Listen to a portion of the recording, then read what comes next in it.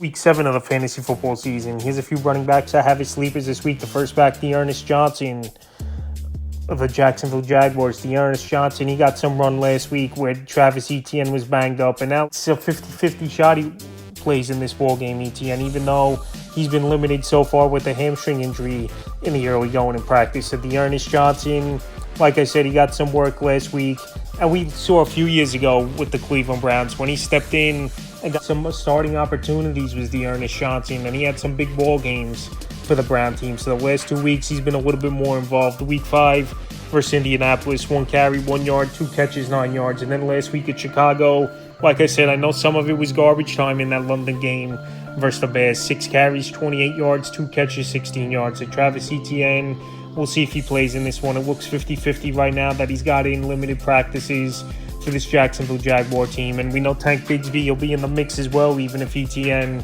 is back. But D'Ernest Johnson is a deep league sleeper and someone who I think's earned touches over the last couple weeks, which Jacksonville could play a decent role possibly in this game. The next back, Sean Tucker of the Tampa Bay Buccaneers. Sean Tucker had his breakout game last week, and surprisingly, he's still out there in tons of fantasy leagues at 85% of leagues is Tucker. So Tucker last season, he was a draft pick. He fell in the draft off the field, and injuries did Tucker in. And then week 6, he got an opportunity, and he obviously made the most of it. 14 carries in New Orleans, 136 rush yards, a touchdown, 3 catches, 56 receiving yards, and a receiving touchdown. So like I said, Tucker was talented in college. Last season was a rookie. He didn't see the field at all last season, and in week 6, he got an opportunity to split for the most part with Bucky Irvin, and he went out there and he put on a good performance. And now there might be a 3-man committee over here for the Tampa Bay Buccaneers. And to be honest, I think Bucky Irvin and Sean Tucker are the more impressive backs than Rachaad White. I know White could catch the football out of the backfield,